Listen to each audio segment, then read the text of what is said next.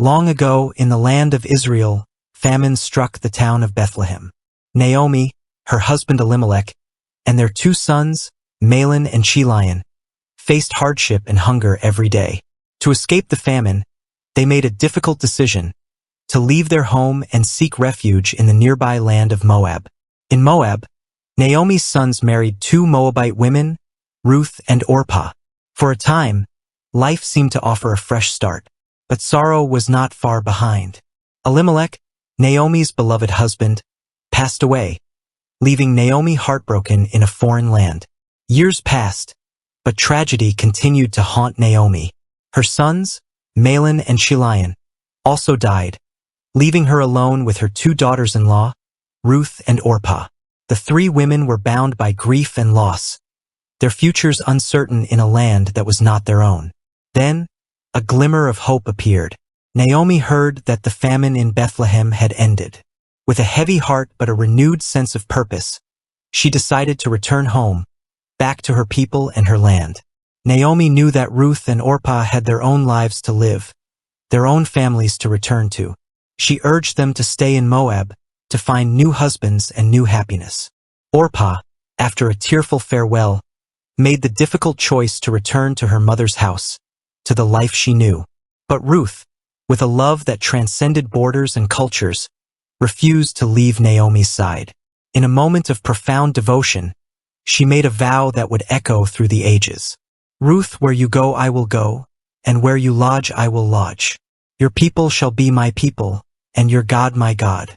Where you die I will die, and there will I be buried.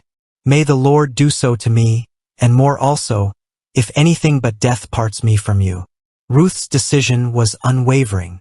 Together, Naomi and Ruth journeyed back to Bethlehem. As they arrived, the townspeople were astonished to see Naomi, so changed by years of sorrow. Life in Bethlehem would not be easy.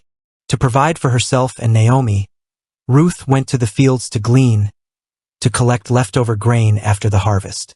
It was a humble and backbreaking task, but Ruth worked tirelessly, her love for Naomi driving her forward.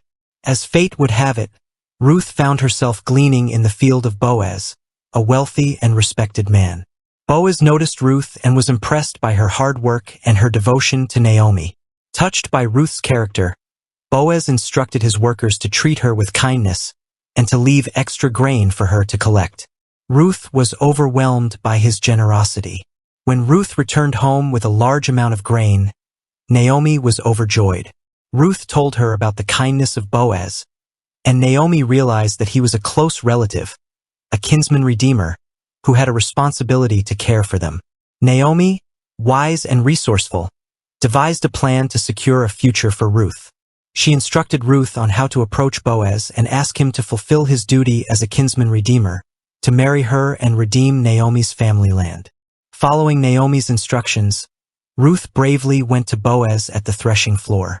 She revealed her identity and asked him to fulfill his family obligation.